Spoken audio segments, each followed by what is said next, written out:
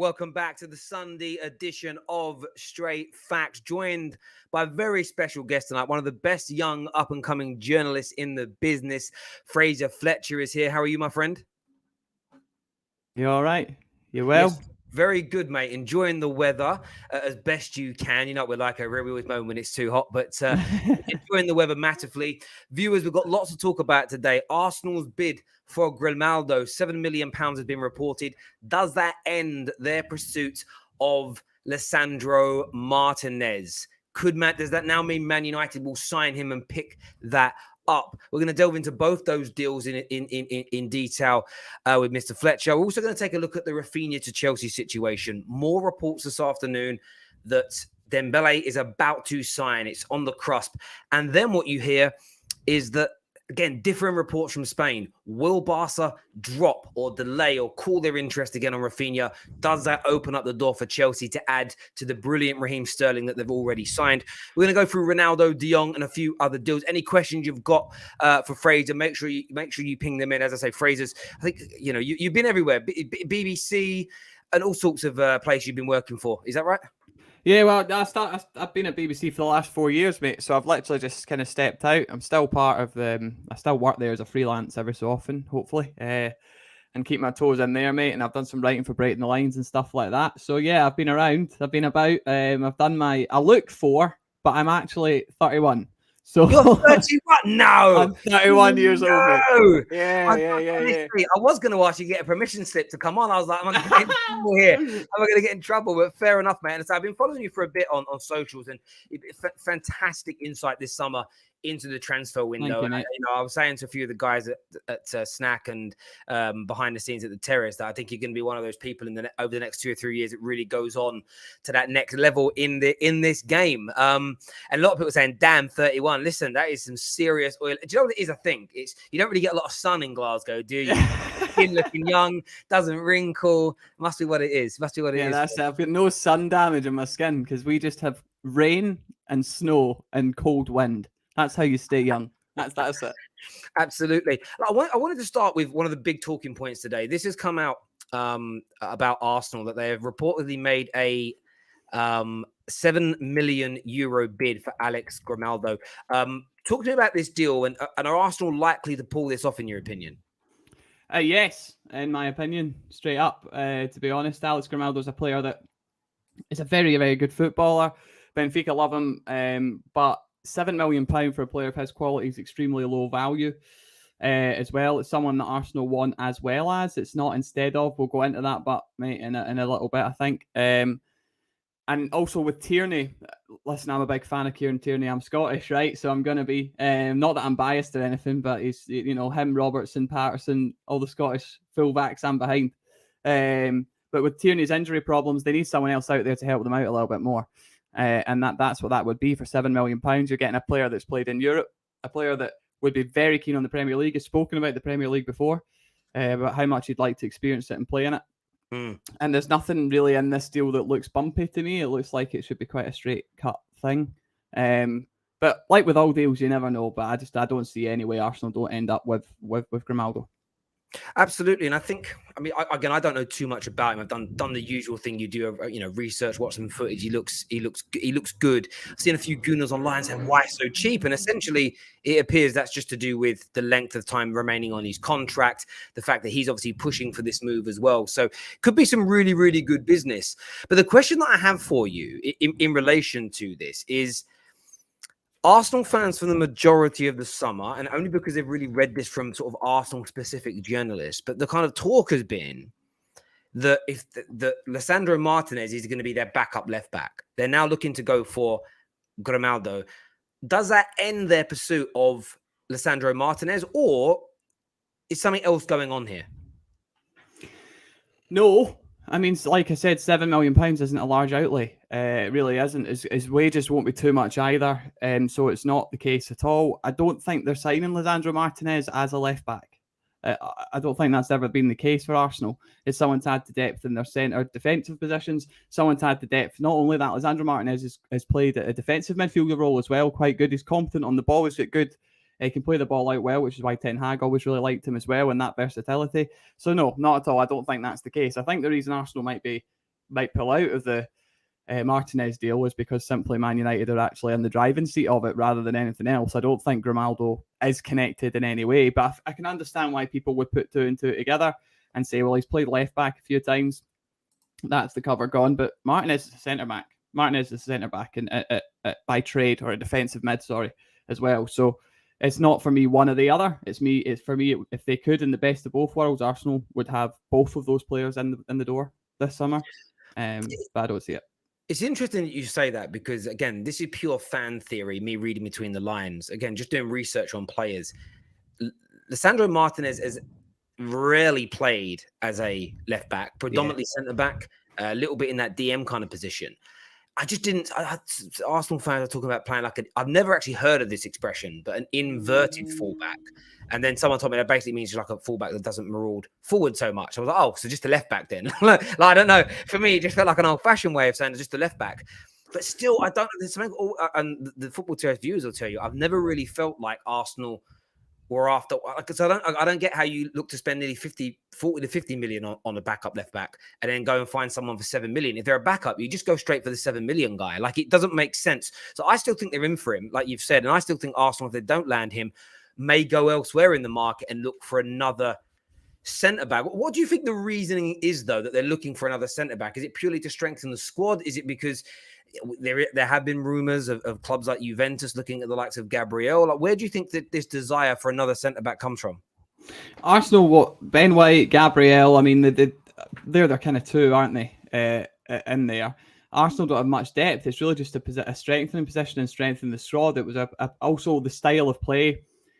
Every manager has a list of targets when they go for them, and it's not just because they're a good player. It's because they fit the model in which the way they want to play. And we know Arteta's from the school of Pep, right? So he likes players who are able to keep the ball at the feet and move it on and be comfortable in possession. Martinez is one of them. He's absolutely one of them. So, and by the way, I see everyone talking about his height. His heading statistics are ridiculous. They're absolutely ridiculous as well. But that's a by point. However, yeah, no, that's the reason. It's only just to add quality in the area rather than and depth, rather than replacement. It's someone that he's liked. It's someone that Arsenal have liked, and like I said, those attributes of allowing him to pass the ball out and play on the ground so well will what's attractive to Mikel Arteta rather than any other reason. It's about strengthening. That's what the summer's for. They've got to go. Arsenal Champions League's not there, and ultimately Arsenal want to be a Champions League team, and if you want to be a Champions League team, you need the players who are going to get you in the Champions League. Yeah, I totally get that. And when a lot of people are kind of scoffing at the idea of £50 million for Lisandro Martinez, 24 years of age. In your opinion, as a professional in this space, is he good enough to warrant that type of transfer fee?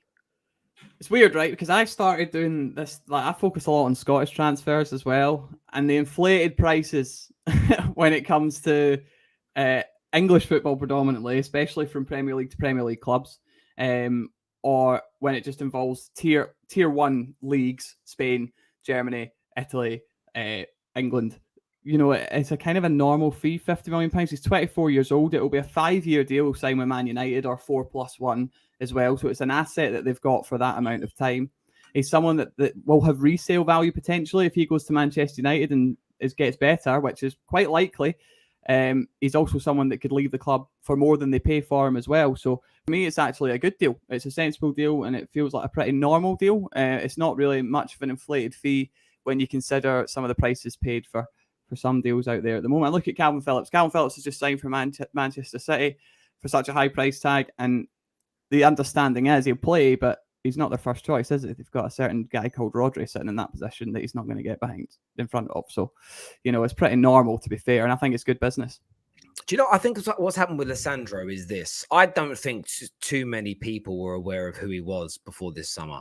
And suddenly, I mean, I can only go by the volume of streams that I do and the abundance of fans, you know, thousands of fans a month we speak to or we read their comments for. And there was never really a push from anybody going, oh, it was always Pau Torres's name, Jules Koundé's name, the Ligt's name, to give a few. Nobody, I don't remember a person, and there might have been one or two comments that I just didn't see, but there wasn't this abundance of, do you know what, we've got to go and get Lisandro Martinez from from Ajax, and suddenly Arsenal and Man United are going toe to toe, looking to spend between 40 and 50 million pounds, and people are, it must be rubbish then if they're looking at him. But I remember people saying that Arsenal were crazy to go and buy Tomiyasu. Who is he? What position does he really play? Yeah. And I thought he was really good last year for Arsenal. There's no doubt about it. And look, Man United, we bought a lot of duds. Of course, we bought a lot of duds. Doesn't mean this guy's going to be one when you've got a new group in there. And I think it's almost a case of wait and see. But I'm hoping this comes to a head soon. Do you get the sense through the people you speak to, the contacts you have, that this deal will come to its conclusion soon for either Man United or Arsenal, and that done deal gets done? Yeah, I mean, there's a couple of things there. I put out a tweet, I don't know how long ago, 45 minutes ago or something, saying that this is it now, really. This is the final push for Man United. It does feel like this is it. This is the next 24 to 48 hours are kind of really important, as Fabrizio Romano had said, and stuff like that as well. And that's certainly the vibe that's coming across, is if Man United are going to do this, it's got to be now. They've got to push them. Ajax can still say no. What I will say, it's very, very different between what Man United were before, let's say, operating, and the way they're operating now. Ten Hag has given them a specific type of player that he knows can play within their system. That's why Martinez fits that, because he's played it. So Ten Hag knows that Martinez can come in and do the job he's being asked in the way that he plays. Whereas before, there maybe was I think Man United got a bit lost in trying to sign quality players, but didn't actually have much of a system to fit them into. Whereas this is, rather than the names you expect, mate, like you spoke about, you're going to see players that fit the mould of a manager. It's what a director of football's tasked with. It's what a scouting department's tasked with. Ten Hag came in the first press conference, didn't he, and said, the line stops with me. I make the decisions. And when he's come in with an idea, a philosophy, and a way of playing. The scouting department are behind that and are identifying players who can play that way. That goes to the director of football, who then goes to the agents of the players, or the representation of the players, to see if the deal's possible. And it's all about being able to fit in the system rather than, sell shirts or be a big name. It's about being the right player. And I think that's going to be the difference for Manchester United. Because Eriksen, a lot of people were surprised Christian Eriksen as well to Manchester United. I think, to be honest, when it first came out, it was Newcastle, it was Brentford, wasn't it? And there was a lot of names, but Man United's name wasn't there until suddenly, boom, Man United. Eriksen can fit the system as well. The way he'll be asked to play is just to sit and be able to move the ball along, be a creative outlet through the middle of the park.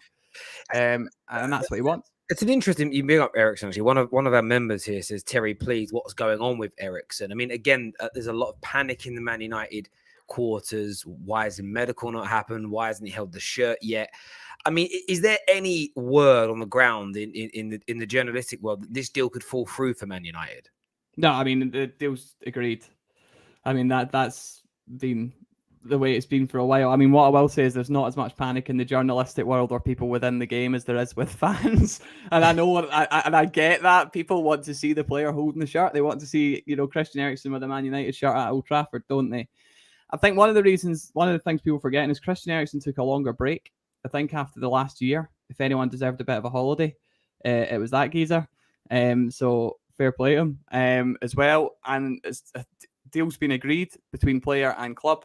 Medical is happening and was happening. You've said it before. I've heard you on here, mate, and you're right that there's a lot more work needs done with Eriksen. I mean, the truth is, he's actually probably the least likely player on a pitch to collapse, right? Because if he does, his heart restarts automatically through a pacemaker. It's actually one of those things. But if you think about the insurance behind signing someone like Christian Eriksen, remember, this is a guy that's not allowed to play in Serie A because he wears a pacemaker. So there's a lot more detail in there. But no, Christian Eriksen, it's just a waiting game. No other updates other than the deal was done and close and it's all getting sorted out. Yeah. And sometimes, as you say, I know people are desperate to see.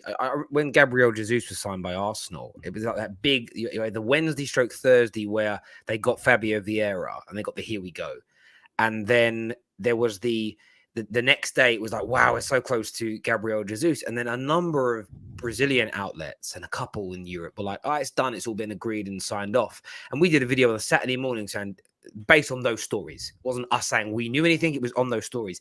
And then for a week, it was just radio silence and Gunnar started getting panicky. And then he turned up and again, it was why is nothing happening? And then suddenly leaked picture of him walking around the Emirates in an Arsenal shirt. It was just, he was finishing his holiday. He was getting some things done. It's almost relaxed. It's almost, sometimes I think we get the here we goes now. A week, sometimes 10 days before the club would have normally announced that it's come to an agreement.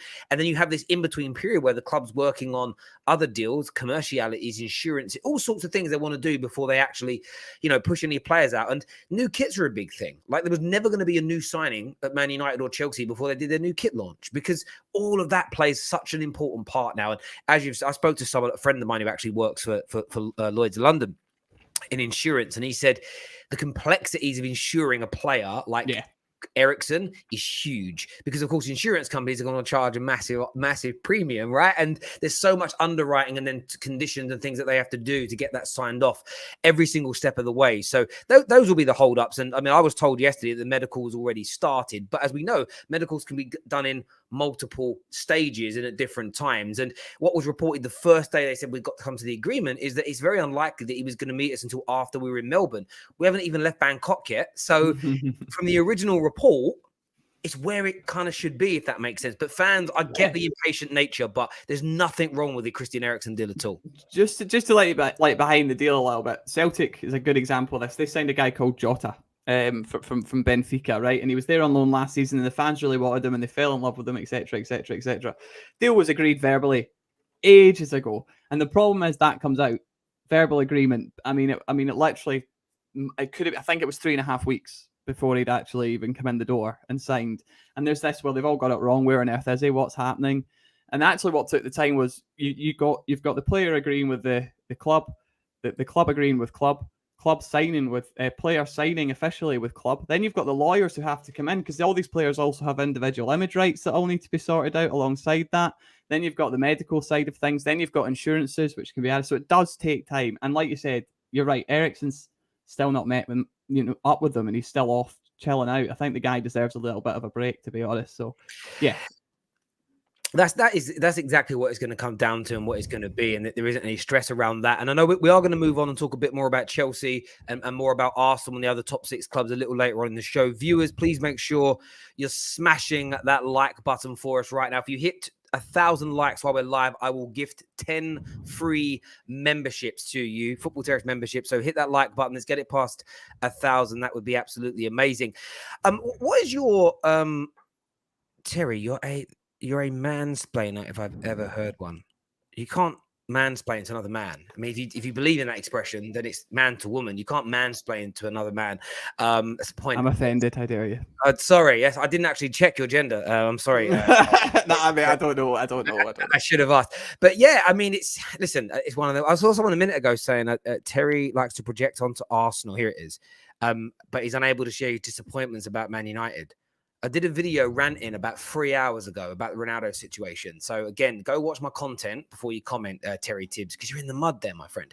But I was going to ask you, Frenkie de Jong, I mean, this is another deal that Man United fans are angry about. There's a lot of talk on social media today, and it's very much along the lines of, let's give up. Let's move on to Ruben Neves. Let's move on to, there's another name I saw, Youri Tielemans. They're all on this, but Alex Crooks has said they're on the backup list for us. So what's your latest understanding of Frenkie de Jong and his potential move to Man United? And I suppose the secondary question to that is, should the club listen to the fans, some of the fans, and move on to a new target? Sorry, I took that drink of water and it gone right down my throat the wrong way. It's a really difficult one. I mean, first thing you have to say is Manchester United would not be at the table if they didn't think a deal was possible with Frenkie de Jong. You do hear often see things where it's like the player's never going to come and it's not possible. Excuse me. But Man United will have checked it out first and foremost to make sure it's possible. And it is more than possible. Barcelona's financial situation is really, really difficult. It's not something that's easy to come by. Man United aren't negotiating under normal circumstances as well. That doesn't help at all. This is a deal that I think would have been done already had there not have been the money owed on contracts and all that surrounding the De Jong problem. Frenkie de Jong's also said that, and he's also said he adores playing at Barcelona. That's true. It's his dream to play at Barcelona, and he absolutely loves being there. But he's also aware of the situation around him in Barcelona, and he's aware of what's going on, that Man United are offering him. Man United will be offering him a very substantial package to come to Manchester United. To be honest, we know Manchester United are in a position to offer him far more in the pocket than Barcelona will be able to at this point in time, just because of their financial restrictions and restraints. So the Frenkie de Jong deal's there. At the moment, I wouldn't say it's dead. I would just say it's gone to sleep. But it might wake up again. I hear you on it. I think it has, and as we all know, and I think we were talking backstage. It isn't because you know as well as I do that Man United have spoken to the reps of De Jong, and if a deal between Barca and Man United is agreed, it is highly unlikely that there is a point blank rejection from De Jong's camp to go, well, Yeah. what are you doing here? Now, whether people want to take that as personal terms are agreed or verbally agreed or no problem, I don't really care for the semantics. I just think the deal would get done. But as you've said, this is where fans, I understand moving on to another target, but sometimes you need to keep your powder dry because Barca are about to re-sign Dembele, which means, and again, we're going to move on to how that impacts the Raphinha deal. But Barca want Raphinha. They want Dembele to re-sign. Lewandowski, Eriksen, they want Azpilicueta. They want Alonso. They want Bernardo Silva. But they also can't afford to pay all this deferred money. So they're in such a mess. I just think they don't know where to start Barcelona. And it's almost, the reports are right across Europe. Ben Jacobs has updated on this, that so many clubs, Man United, Leeds, Chelsea, Bayern Munich, are all so frustrated with Barcelona right now. At some point, something's got to give. And it could be that Man United's deal for De Jong is a deal within this situation that gets ruined. It could be that Raphinha's move to Barca gets ruined because of this situation. But if you walked away now, today, still with 6 weeks or so of the window remaining, and then sort of ducks fell into into place, pieces fell into position, and De Jong was available, and Barca were willing to accept. But you'd gone and bought a player not as good, and now suddenly you don't have the money for it. There'd almost be an element of we should have just waited this out a little bit longer. And I think what I would say to Man United fans, and I'm basing this of what people like yourself and others have said, this isn't a case of chasing a player where it's not possible to get the deal done. 2 years ago, when we did that with Sancho, we were chasing our tails. There was no deal to be done. This just feels like when things are right, this could really happen. But I do get the frustration from Man United fans. They want it now. They want to see the shirt being held. They want to see the players in pre-season getting ready to start the campaign. But it's certainly an interesting one. There was a comment here actually that I wanted to put to you from Jack, who says, "Is it possible for Chelsea to hijack Frenkie de Jong?" Well, what do you reckon, Fraser? It is. Yeah, of course. It's possible for any club to hijack a deal. I hate to tell you that. I know there's a lot of Man United fans watching this. But yes, of course. And Champions League's a problem for Manchester United. Any club with Champions League's a problem for Manchester United in this case. Bowley was there discussing kind of Azpilicueta and other issues, and I think people stuck the De Jong thing on there. What I was told is it was brought up in conversation between them, but whether that means Chelsea are explicitly going to make an offer, I don't know. I think Chelsea themselves have got more immediate targets, and this is what I'll come to with Manchester United, that demand more of their time. Man United at the moment have a real focus on Lisandro Martinez. It's something that they really, really, really want to get done and over the line. They've then got Eriksen coming in and all that goes with that to get over the line too. You spoke about Sancho there. The problem with Sancho, and from what I've seen, the player wanted United. That was never not the case. Sancho was always actually willing to go to Manchester United. There were odd reports saying that he never wanted to go. It's just nonsense.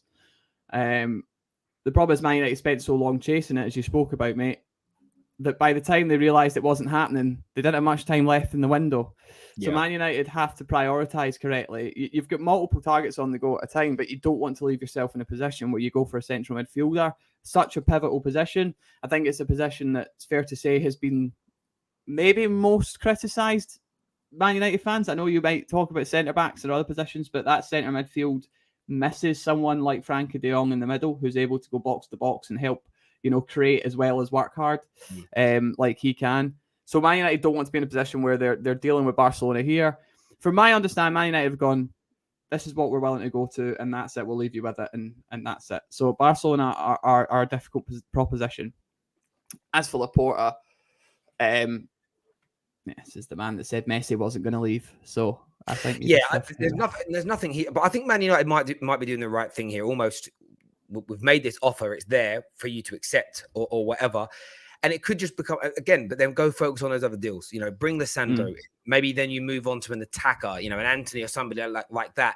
That way, at least everything else is there ready. And then it could be in a week, could be 2, could be 3, as Barca sort out a few other scenarios and go, right, we're now ready to bid for Robert Lewandowski. But it means we need to sell De Jong. And they knock back on the door of Man United and say, we're ready to do the business now. And I almost think there's an element of that in this. But equally, again, if we get to a couple of weeks before the season starts or a couple of weeks with the window remaining, we do need to improve that midfield area and we may need to move on. But this is where it all becomes about timing.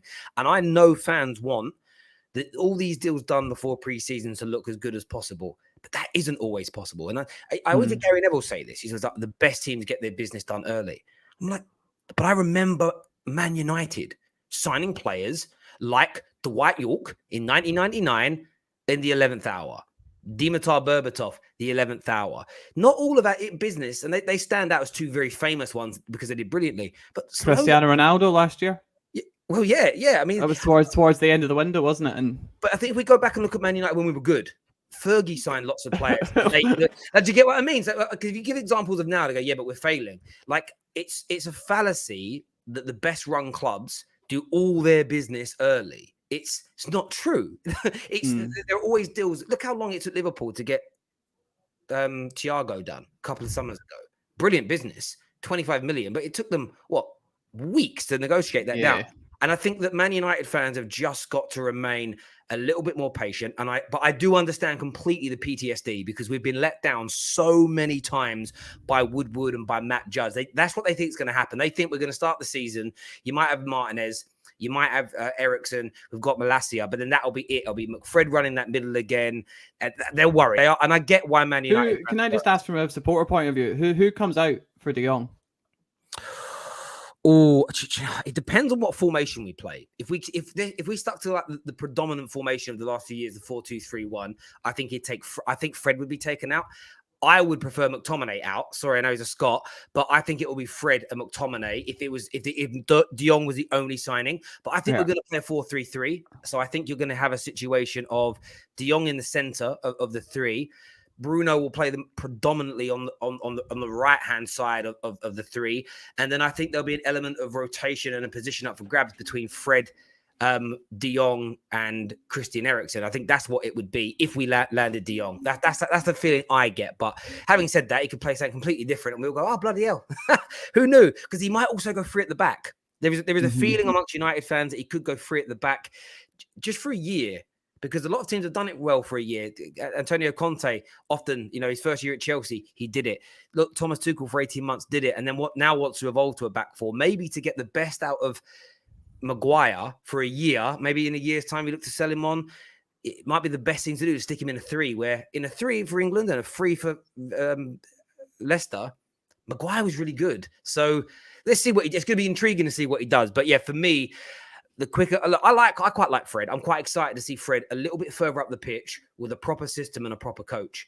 I don't want to see Fred in and around his own box in terms of trying to be some sort of DM that he isn't, because he just isn't that. He loses the ball too easily in that position. You need someone that specializes in that role. So hopefully that is him. But viewers, who do you think? Which midfielder would you pick to come out? Good question there. By Fraser. Let us know your thoughts and your feelings. Terry, you're waffling, just making excuses for Man United. It's not an excuse. If we don't get the players, you'll see me condemn them. But at the same time, I stand by what I've said. I'd be very annoyed if we went and got Ruben Neves, who I rate, and then in 10 days' time, De Jong's available and going, oh, but you've already bought someone. You've got to bide your time. You know what I mean? It's one of them things. It reminds me of that scene from Harry Potter, when...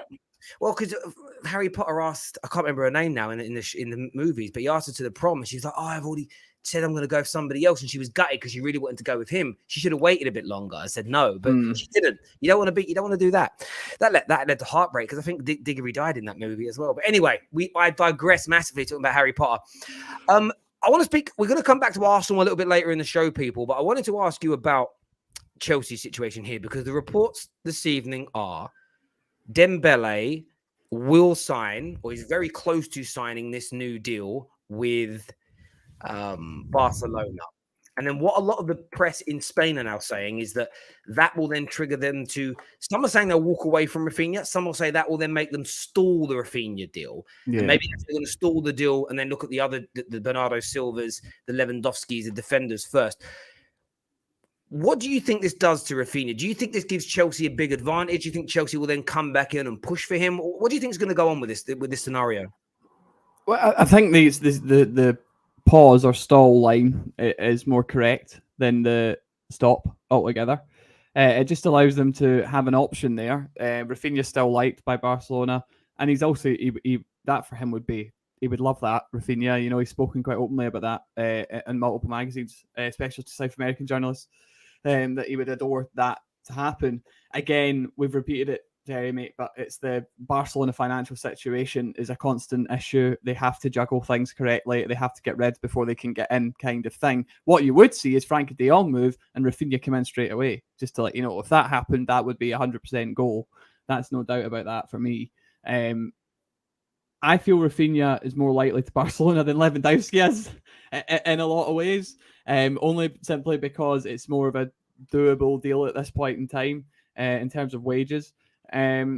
Chelsea like him and are there. What Todd Bowley's doing really well is swimming around deals. He seems to be very good, and this is what I'm told, is that he's sharking it. That's the line I'm told. He's sharking it, and that's just good business. He's wise. He's swimming around deals. Raphinha's loved. Thomas Tuchel really likes him. He's someone that he would like to bring into Chelsea. I think the problem they've got is they know that Leeds will be less likely and more reluctant to accept a bid from a competition in the league than they will from Barcelona. It's a bit more work. But I can absolutely see Raphinha ending up at Chelsea instead of Barcelona, just simply because they're ready to pounce, and anyone can pounce in these deals because of Barcelona's financial situation. But yeah, Raphinha's liked by Chelsea. That's for sure, 100%. Yeah, I think what I find really interesting about this Raphinha deal is, again, this is about patience. So when people say that I'm only saying nice things about United because I'm a United fan, I've said this about Chelsea. Chelsea fans were also demanding the same thing. Walk away from Raphinha. Doesn't want us, like, as a first choice, we should walk away.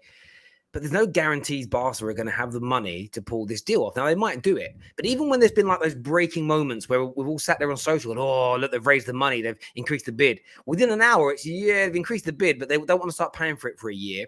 The initial base, the guaranteed amount is like 20 million shy of what Chelsea have offered. They haven't actually equaled their bid. In reality, there's a lot of moving parts to it. And Leeds haven't accepted it.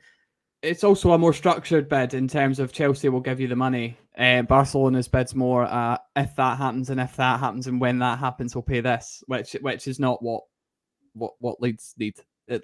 Leeds want money up front. So yeah, exactly. And we know Leeds, and as we say, Leeds have already accepted Chelsea's offer. Like it's a bid that they've agreed to, that they've accepted, and I think that there's optimism there for Chelsea fans. Well, Leeds have accepted Chelsea's proposal of an offer. Okay, so what do you mean by that? So a proposal of an offer is, here's how much we're willing to pay for Raphinha to make it happen. Whether Chelsea have actually put that amount of money in front of Leeds at the moment. Oh, so maybe not an official bid, as in yeah. When Chelsea accept official bids, when the official bid's accepted, you'll know that. Obviously, because it will be absolutely everywhere. And I expect that wouldn't surprise me if that happened at all. Chelsea would like him and he's a great player. But the problem Chelsea have with Raphinha is he loves Barcelona. That's a big problem for them. So, but Chelsea again can do what they do and have the financial muscle to make it happen at the moment. Todd Bowley seems to be putting his money where his mouth is, and they don't seem shy of spending a penny. You know, so, and the Dembele thing, like I said, the Dembele thing doesn't stop Raphinha happening. Anything that's the Dembele thing becomes more of a problem because they've re-signed a player actually that Barcelona need to sell to get in. So it does stifle it a little bit, but they still want to make it happen, if that makes sense. From my point of view, again, selfishly as a Man United fan, I don't want them to drop a single target, because the more targets they're going after, the more likely it is they've got to sell Dion. In my opinion, it's so. From my perspective, if they suddenly drop Alonso, drop Raphinha, walk away from Lewandowski, then that's when I'd lose hope that Frenkie de Jong's coming, if you get where I'm coming from. So I'm sorry to say that. I know we've got Chelsea fans that are watching, but there we go. But I kind of feel, I don't know. I kind of just sort of feel a little bit like again, football fans, this is the first window ever where I'm saying the fans just remain more patient because there's so many moving parts and there's like multiple clubs all going after similar players or the same individuals, and it makes it interesting. To hear here with the super chat says, do you think Chelsea will spend more than 200 million if we want to sign if we want 6 signings? It seems we will go over that with little sales coming in. Can you see Chelsea spending gross like 200 plus million pounds this summer? Yeah, well, Chelsea can do that. Actually, that's not. I mean, you have to contextualize it, mate. You have to contextualize it in the fact that they'll have to sell, right? But Chelsea have got this thing called every single good young player in the UK that they've been signing for the past 5 years. So that they can make 20 million here, 50 million here, 10 fives from their youth bracket. And they've done that well to balance out their FFP in a lot of ways over recent years. Well, Chelsea spent 200 million. You're asking me to kind of guess really how long a piece of string is. But Todd Bowley's serious. I'll say that. He's absolutely serious. I think when you start, if you look at Raphinha, you look at De Jong and the ligt as well, who they like, already your number's up there, isn't it? So yeah, it's more than possible. But to do so, they'll have to fund through other ways, as per the There's many things that could happen there. But yeah, more than possible. And what do you make of this kind of this sort of report that went out yesterday that Barca have been given sort of 48 hours to get a proposal together that Leeds would be willing to accept? Do you think there's much stock in that? Do you think this is a deal that could actually come to a head and come to a finalization in the next 2 to 3 days? Yeah, I think next week. I think next Tuesday, Wednesday, Thursday are huge days in the transfer market. I really do. You're going to see the Martinez deal come to some sort of peak. We'll find out more about what's going on with De Jong. The Raphinha deal will 100% get there too because of Leeds selling, they have to replace him. So they can't afford to wait about. The Barcelona deal is, like I said, staged. That's why I say it doesn't surprise me if he ends up at Chelsea and they do like him. His preference is Barcelona, but Leeds' preference is to have the money in the bank so that they can replace their player. So to me, at the moment, Chelsea are in pole position in those terms, and it wouldn't that I know many clubs. I'm trying to be polite because I'm professional, but I know many clubs who are getting fed up with the way things are going with Barcelona. It's difficult circumstances to try and operate under because of the financial restraints that are on them and the way that they're trying to have to put 9 bids into one, basically. No, I totally get that. And there's another player out there that Chelsea are linked to while we're on Chelsea. And I wanted to get your take because it said that Cristiano Ronaldo would be very attractive for Todd Bowley, the new ownership, the marketing elements, the records that come with it. But of course, the big question is, will Tuchel sanction a deal for Cristiano Ronaldo? In terms of the people that you've spoken to, do you see that as a plausible deal, or is it very likely if he leaves Man United, he'll go abroad?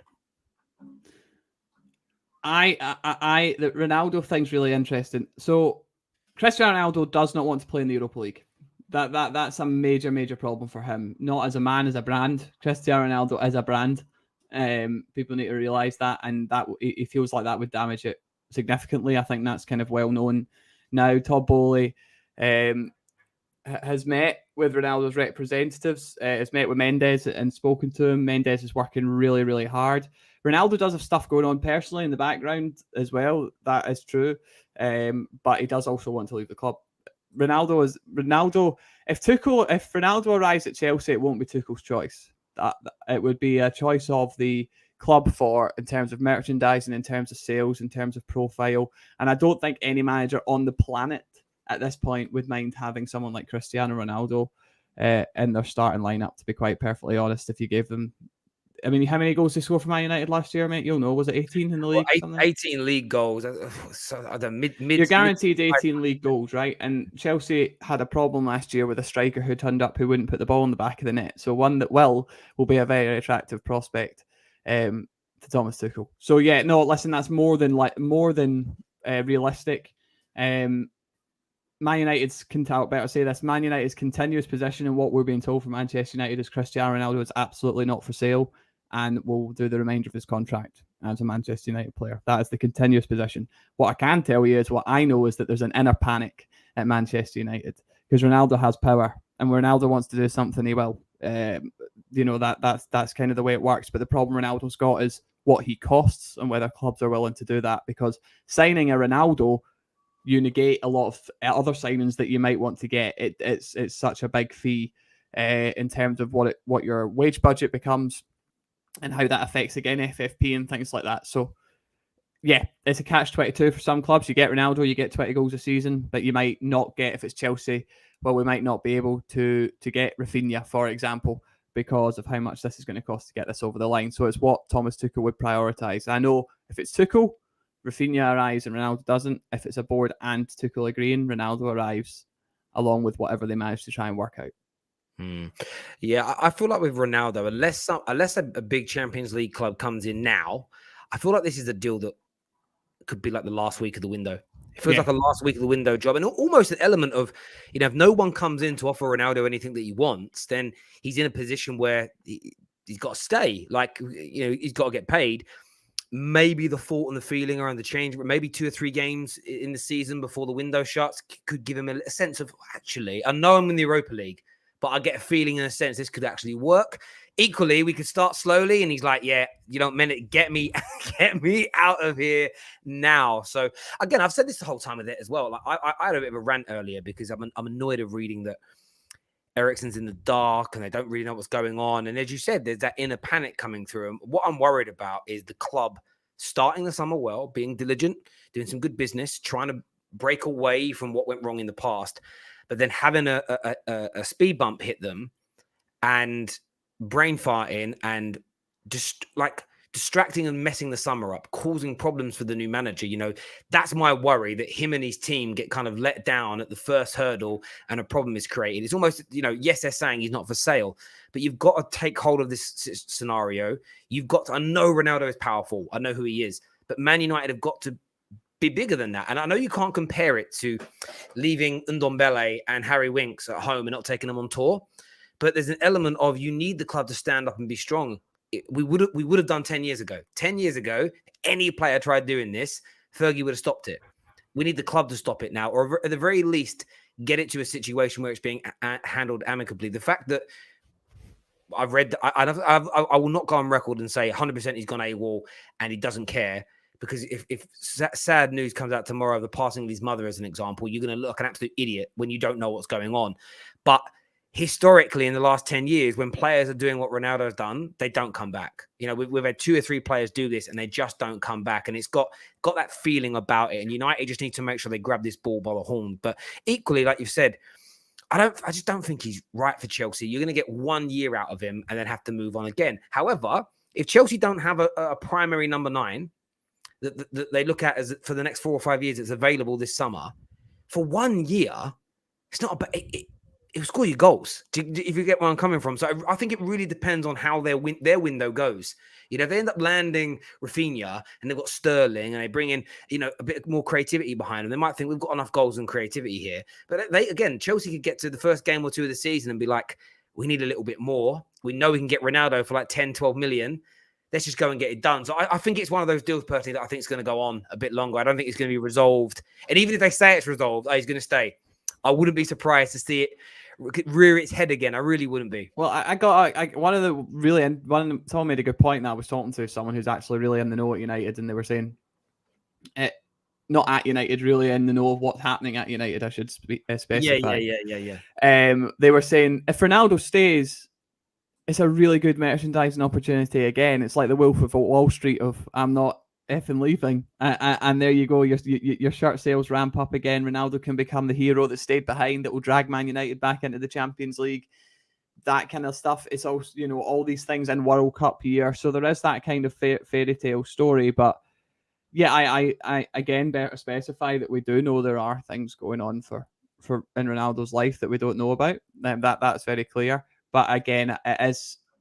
And Mendes is working hard to try and help Ronaldo and get him a move which allows him to be in the competition which he loves the most, and that is the Champions League.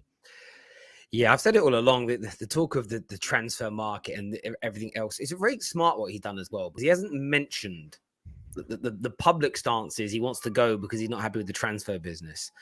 If he's convinced to stay, because what the club might end up doing with Ronaldo, they could, is go, right, listen, we'll pay you the 500 grand a week, even though you're not in the Champions League. And then Ronaldo says, okay, I'll stay. But then what they can turn around and do is when they sign a few more players, is Ronaldo, I'm so happy with the business we've done. It commercially, it suits everybody. PR-wise, it suits everybody. Does that make sense? If you'd have said, I want to leave because there's no Champions League, there's no comeback from that. There's no, it either means no one with Champions League football wanted you, or that's all it means. Or you can never say you're happy to stay if you give that reason. So they've left the door open, but I still, as a Man United fan, I see him as leaving. Can I just say one thing on that? That public perception of he doesn't like how the transfers have gone. I don't think that's the case. I think it's actually not the case that he doesn't like how the transfer window's gone. It's that at the moment, sorry, Man United fans that are in the chat, you're going to hate me for this. You know, Man United, he's looking at City and he's looking at Liverpool, who have got the likes of Darwin Núñez and Erling Haaland coming in the door. And they're so attractive to the kind of big names of the moment. And Ronaldo still considers himself the biggest name of the moment. So Ronaldo wants to be in amongst the elite and the elite of the elite. It's not that he doesn't.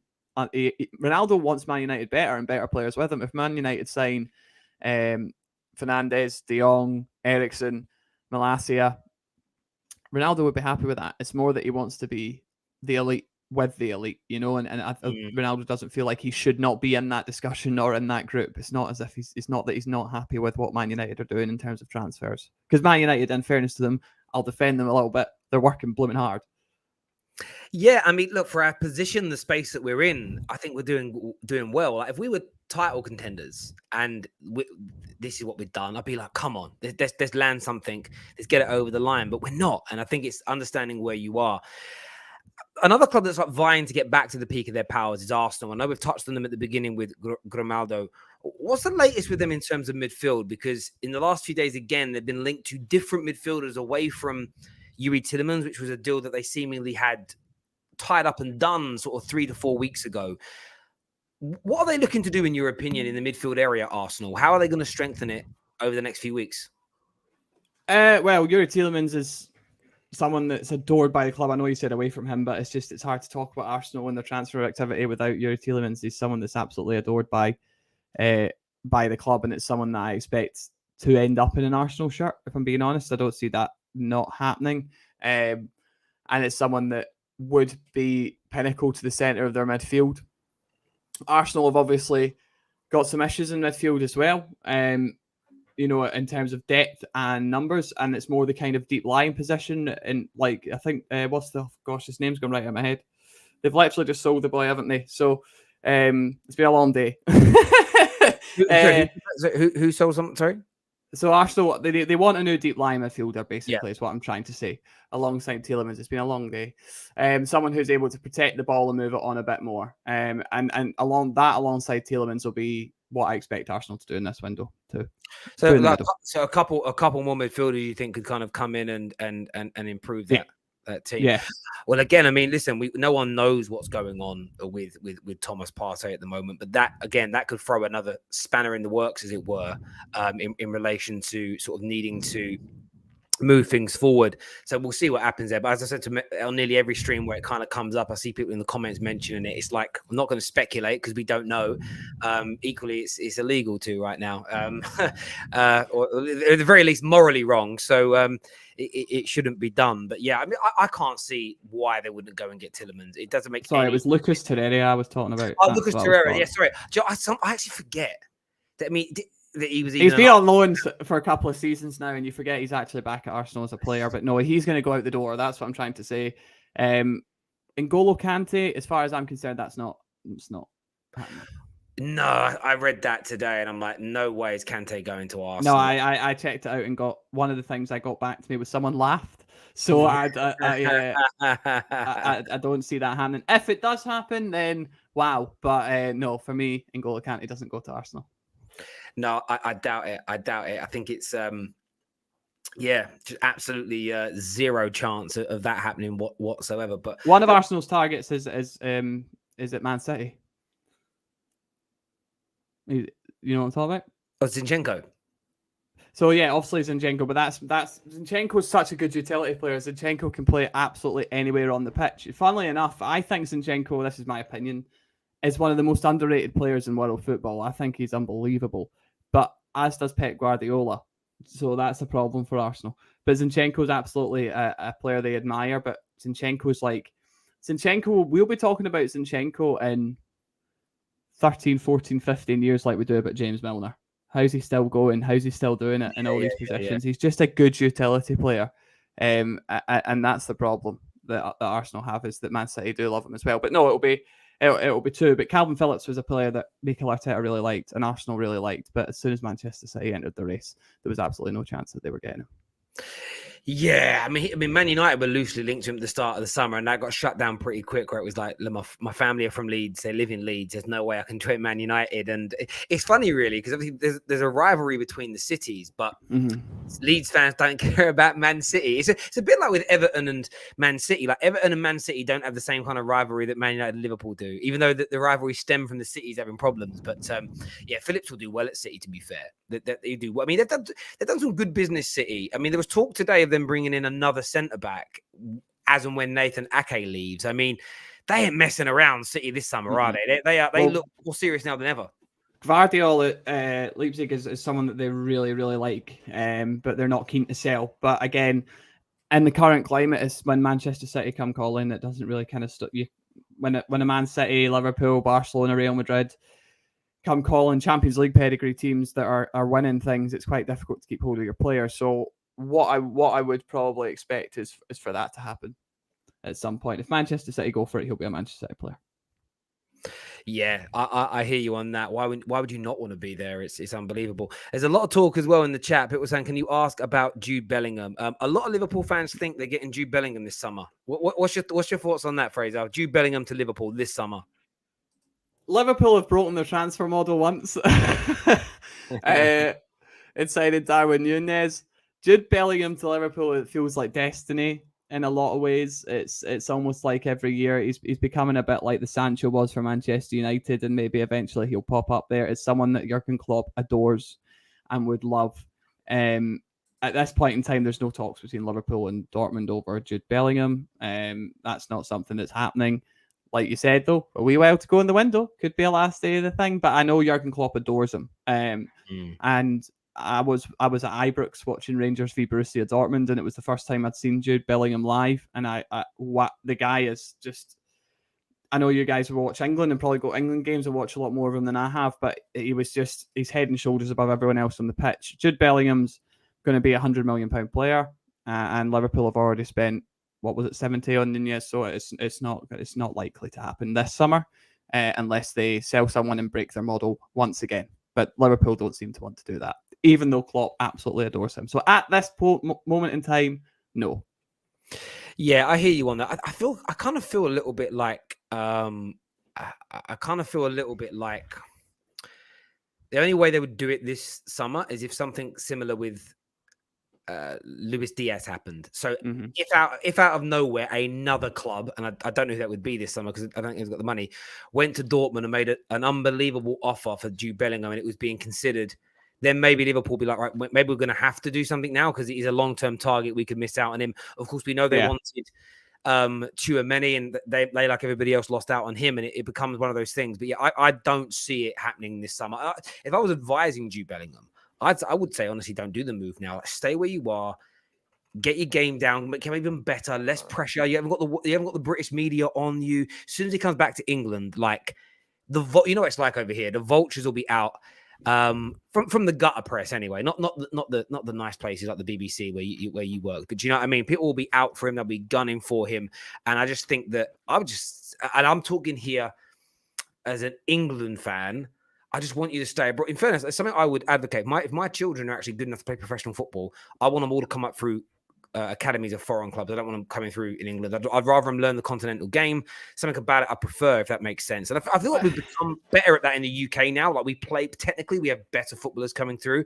But I just stay in Germany, learn the game there, get a little bit older, then come back. Like that's what it's something players are willing to do now in the UK is spread their wings a little bit more. Brentford have just signed Aaron Hickey from Bologna. as well for 18 million. Aaron Hickey was at Hearts and signed for Bologna for 1.5 million at 18 years old, flew out to a city in Italy he didn't know so that he could play football in Serie A. And it's worked out well for him. He's now at Brentford. So, in my opinion, by the way, can I just say Brentford will make a huge profit in Aaron Hickey. I believe he'll go to the top 6 in the Premier League. But that's something players are willing to do. Sancho done it. Bellingham's done it. You've got more players, young players. Josh Doig's another young player in Scotland at Hibs who's going out to do it as well with Hellsborough. So, yeah, more players are willing to go out to learn, to play a different style, learn a different culture, then come back as a more molded player. And it's something that, with the football world being so connected and the world being so connected as it is now, it's something that you're going to see more and more of as well. And the guaranteed game time, that's another thing I should say. These clubs have time to develop their players.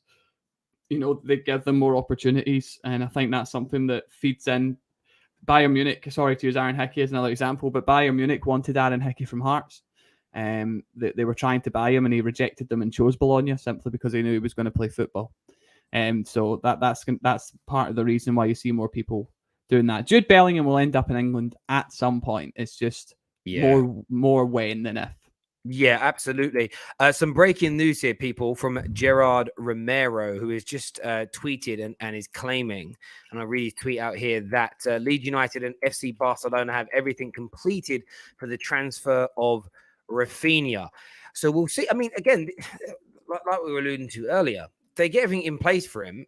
It still goes back to this rumor. Will they sign both Dembele or Raphinha? If they sign Raphinha and then they don't sign Dembele, then Chelsea are probably likely to go back in for Dembele, maybe. I don't know, but I'm still intrigued to see whether they get both of these players or not. Like, I'm really, really intrigued to see. So I'm not discrediting Gerard Romero at all. It's interesting, really, though. Like, football fans are so fickle. Gerard Romero saying it, and everyone's like, yeah, he's right. Chelsea are going to miss out. Ha ha. This is the same guy that said Man United 95% chance that they're going to sign De Jong, and everyone said he was a liar.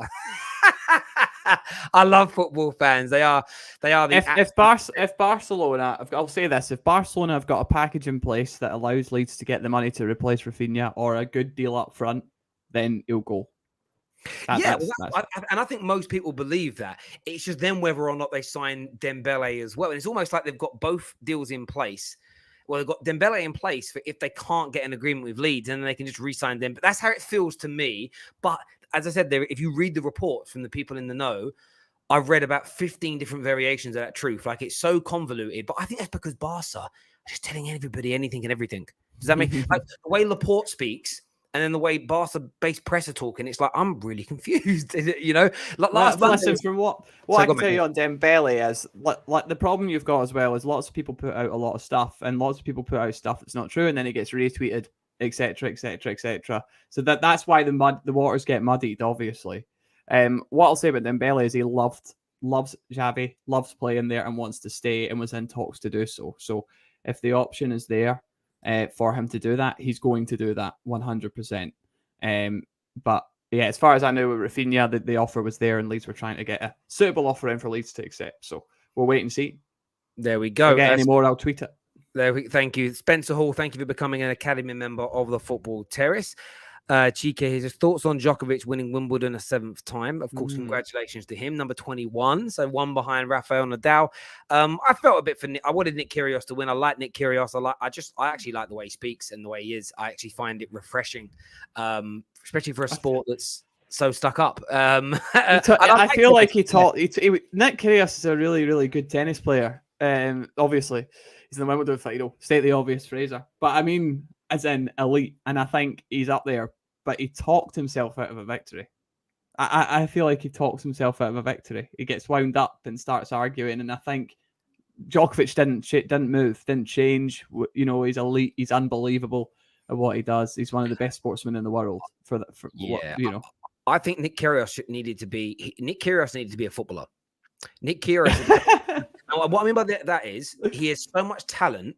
But if he had 10 other people around him to like protect his flaws, and he could just go out on the pitch and he was like an Eric Cantona, you're a bit of an enigma, go and do your thing, he'd kill it. But in tennis, you can't, like, I agree with you. The times today where he was like shouting and doing whatever it was he was doing, and it was almost, I get why he does it sometimes, he's trying to throw, but it's like, you're not going to throw Djokovic off by doing that. Djokovic is too good. Like, whatever else. And I was a few times, and I like Nick Kyrgios. I'm like, mate, just focus. Like, you don't just shout your box for saying the wrong. Like, get into the game. And I felt like in the middle of it.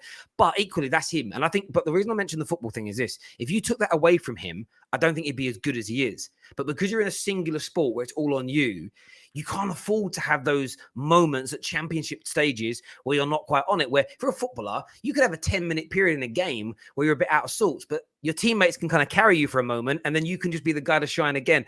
And I think that we saw that. Listen, Ronaldo is obviously one of the GOATs. I'm not suggesting Ronaldo and him are comparable in terms of ability in their each individual sports, but I've seen Ronaldo at all times in his career have moments in games where he's losing his head, throwing his toys out his pram, isn't really working for the team. But 10 minutes later, he bags a brace and wins his team the match. And I think Kyrgios is that type of talent of an athlete. Does that make sense? Like, it's moments rather, in those games. And yeah, I like them both, but well done to Djokovic. What about the Holland Pep factor at City for Bellingham? Gundogan probably leaving next summer. I mean, City could sign him. I mean, City got the money, ain't they?